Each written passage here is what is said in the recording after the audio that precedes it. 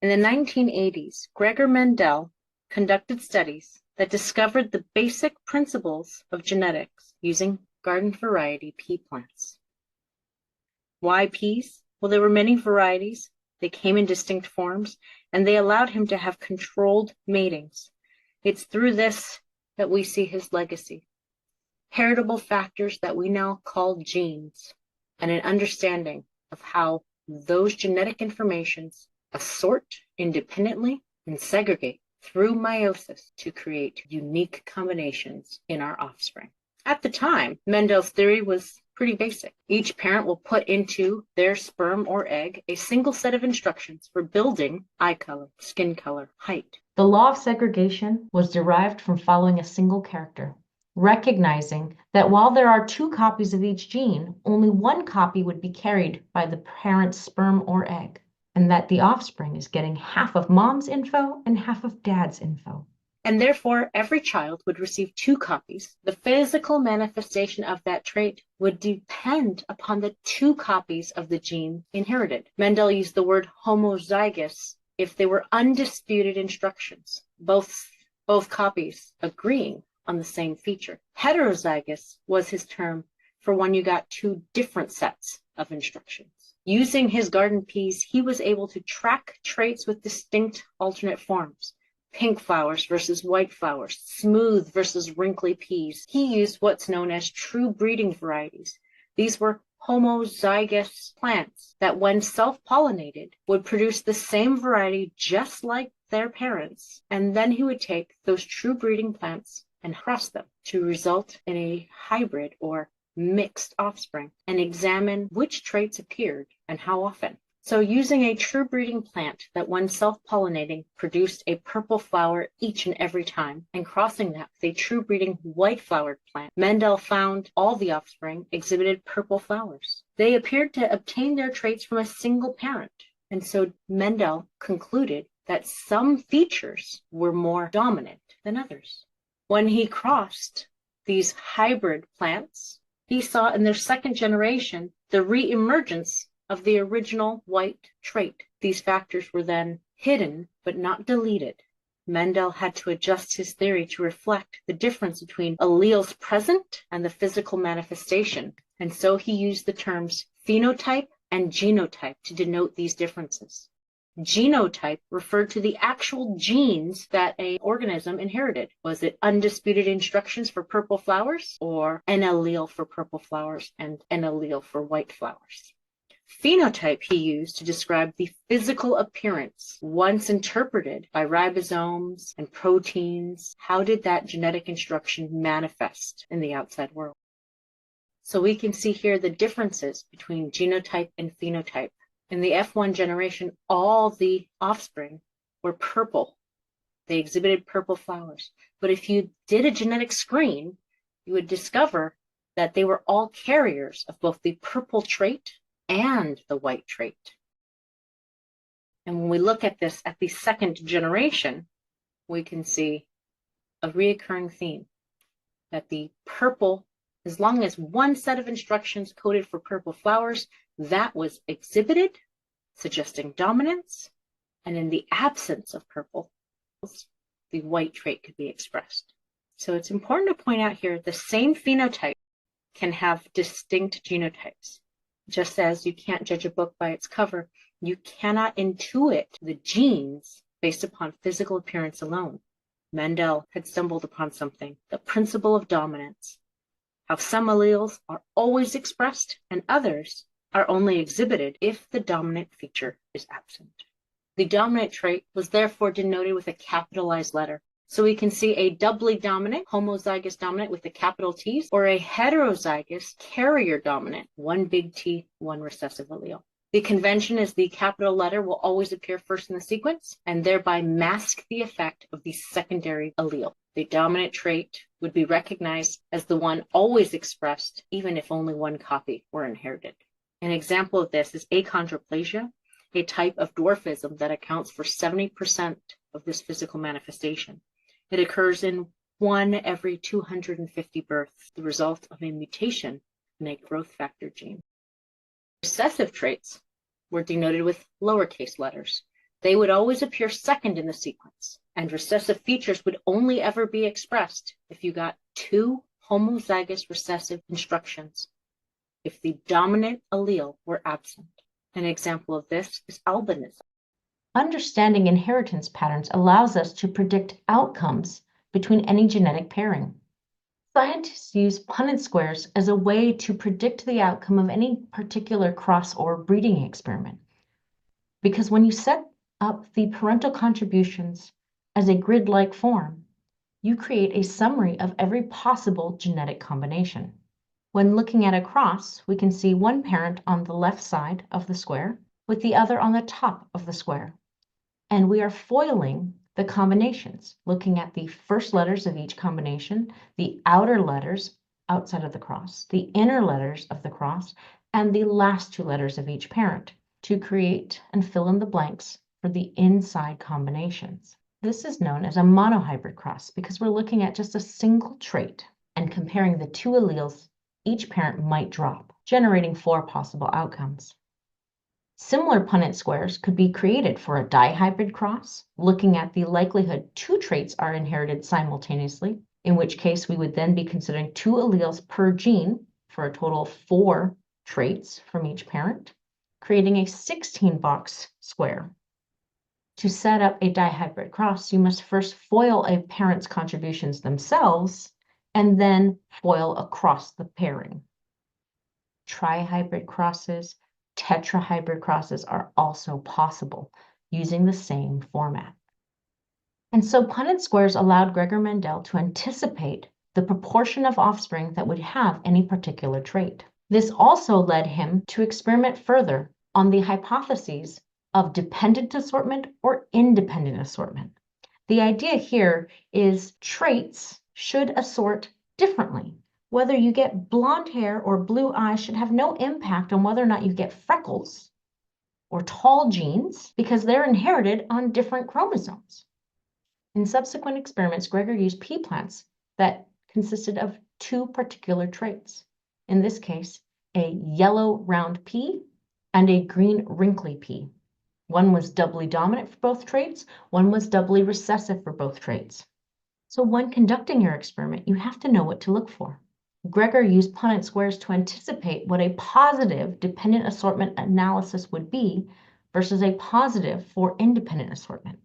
If yellow and round were dependent upon one another, then Gregor Mendel expected there to be 3/4 yellow round peas and only 1/4 wrinkly green based upon dominance and recessive trait acquisition. If independent assortment existed, if color and round versus wrinkly were separated, then Gregor Mendel was able to predict that yellow wrinkly and green round would also appear in subsequent generations. And when he did his experiment, he found 315 yellow round, 108 round green, 101 yellow wrinkly, and 32 doubly recessive green and wrinkly peas, which was very close to his predicted phenotypic ratio. These results confirmed that independent assortment was the model exhibited in nature, that when genes are on different chromosomes, they may separate independent of one another. Inheritance patterns are often more complex than predicted by simple Mendelian genetics. This is because the relationship between genotype and phenotype is rarely as simple as those depicted in the pea plants. So the following are exceptions, instances where inheritance may deviate from the simple Mendelian patterns of dominance and recessive. Turns out there are degrees of dominance. Complete dominance is what Mendel described, where a single allele is enough to determine phenotypic expression. But there's also incomplete dominance and codominance. Incomplete dominance occurs when the phenotype is a blended appearance somewhere between the 2 phenotypes of the parent. It's a muted effect.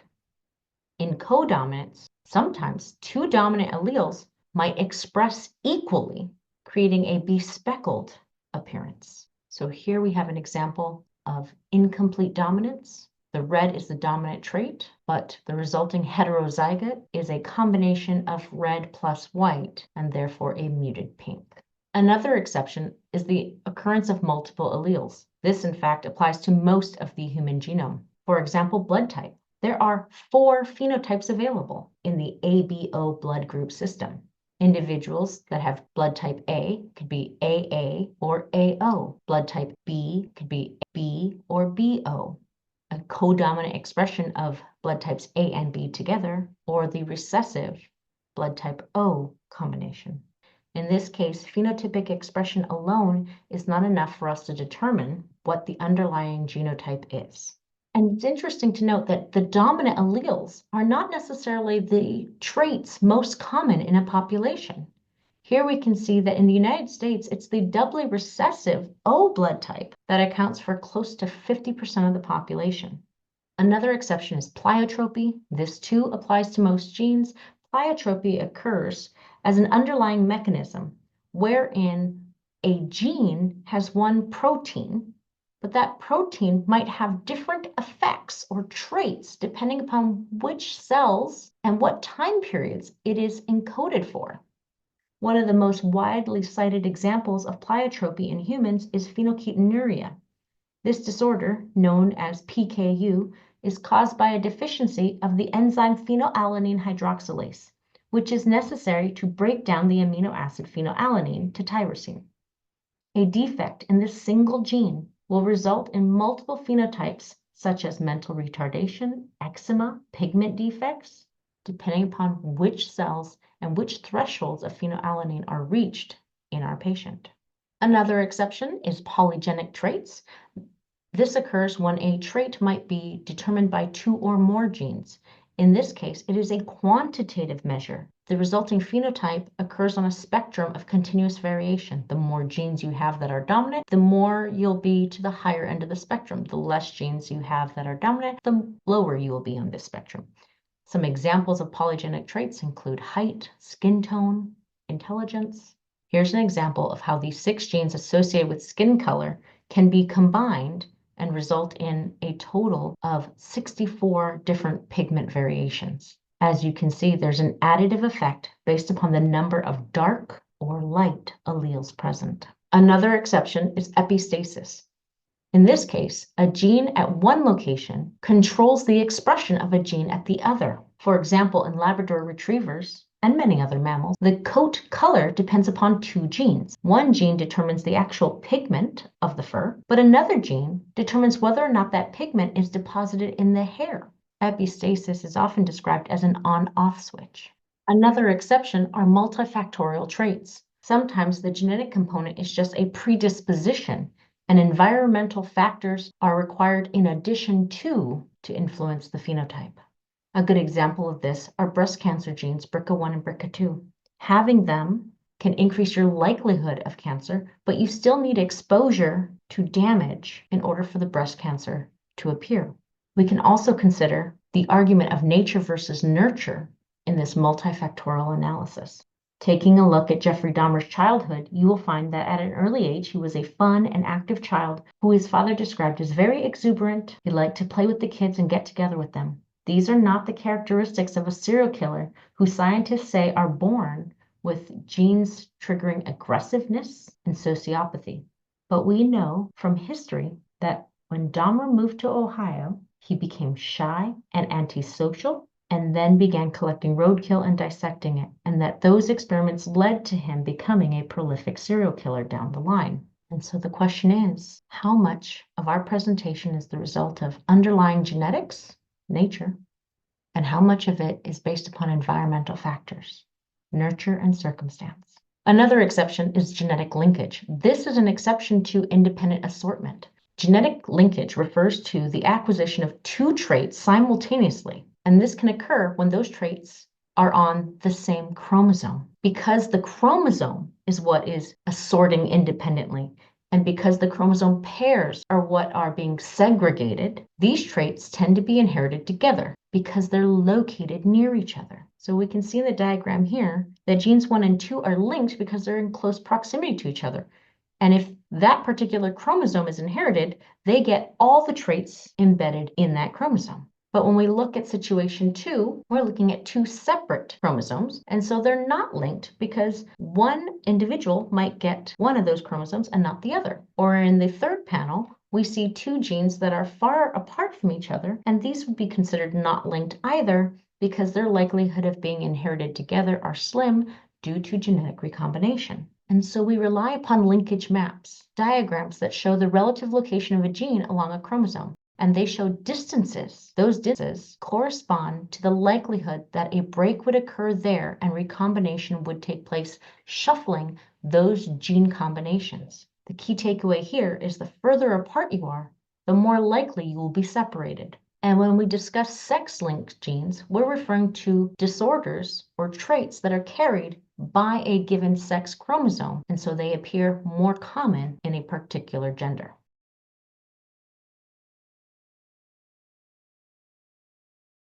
A pedigree analysis is a family tree that follows a single trait, whether the dominant or recessive version has been acquired through parents and children's across generation. Here we can see 2 examples of a pedigree tree. On the left, the acquisition of a widow's peak, and on the right, attached earlobes. As you look at this pedigree analysis, you can see that there's a common theme. Males are represented by squares, while females are represented as circles. A good way to remember this is to think of the egg that comes from the female. Anything shaded represents an individual affected by that trait, affected by the disorder or alternate version. Lines represent matings between individuals, and each row represents the offspring from a resulting pair. In the coming slides, we'll discuss different inheritance patterns and what to look for. The autosomal dominant pattern describes a situation where a gene is carried by a non-sex chromosome, an autosome, and dominant refers to the fact that a single copy of that gene will result in the phenotypic expression. These are the easiest to identify as it will be most common in the family. More individuals will be affected than not. The key aspects to look for is that each person has at least one affected parent, and there's someone affected in every generation. The third thing is that there'll be equal numbers of male and females. You might also encounter a situation where 2 affected parents could produce an unaffected child, because if the parents are heterozygous, there's a 1 in 4 chance that a child would receive the homozygous recessive version. An example that we referenced earlier in this lecture was achondroplasia dwarfism. The next pattern is the autosomal recessive pattern. In this case, most affected people will have normal parents because the parents were heterozygous, and the dominant gene that was not affected phenotypically would override and mask the recessive altered form. Remember that with recessive disorders, they must be homozygous recessive to exhibit the phenotypic expression. And due to the occurrence of heterozygous carriers, recessive inheritance patterns often skip generation, the exception being in instances of incest. Like our previous autosomal pattern, we'll see sons and daughters are equally affected because the gene is carried on an autosome, a non-sex chromosome. There are many human homozygous recessive traits, but one such example is cystic fibrosis.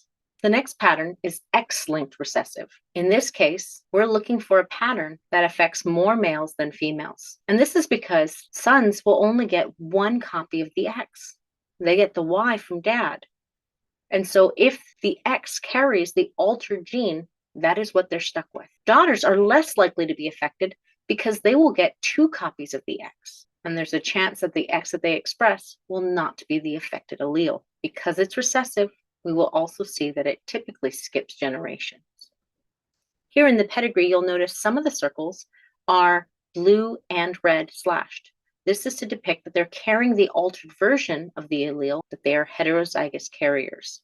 They themselves are not affected, but they carry the trait. An example of an X-linked recessive disorder is color blindness. Sex chromosomes can also depict dominant patterns, as in the case of an X-linked dominant trait. There are very few examples in human history, but what you would look for is an instance where more females than males are affected, and you would see it rise in every generation. An interesting example of this is toe webbing.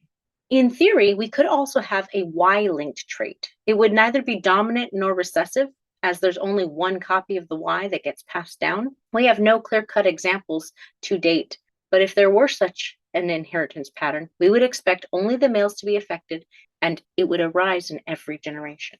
It's important to note that when we're tracking these pedigree analyses, while we typically use it to track disease instances like hemophilia, the inability to blood clot, we can also use it to track distinct phenotypes like the widow's peak or freckles. It doesn't always mean it's attached to a disorder. And sometimes there's value in being a carrier. The heterozygote advantage describes a situation where the heterozygote, the mixed genotype, is actually preferred and has a higher fitness or survival rate than either the homozygous dominant or the homozygous recessive genotypes.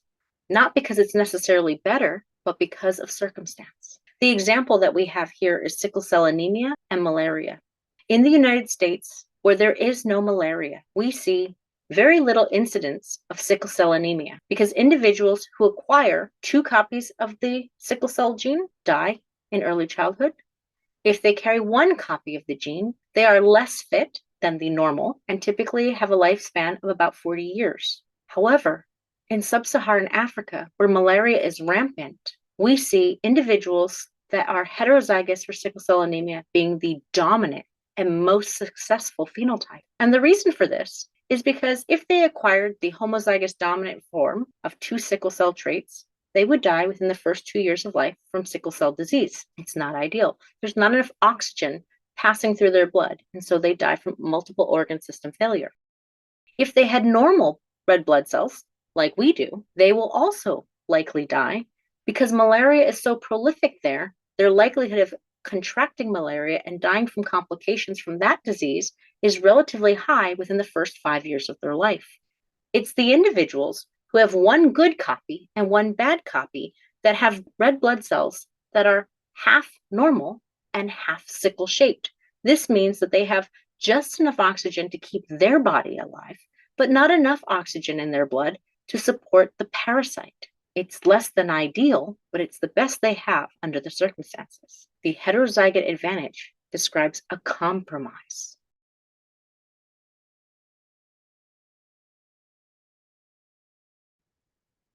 As our understanding of heredity progressed, the chromosome theory of inheritance was coined. The concept that it's the chromosomes you inherit that determine your genetic makeup, because the genes themselves were carried on chromosomes.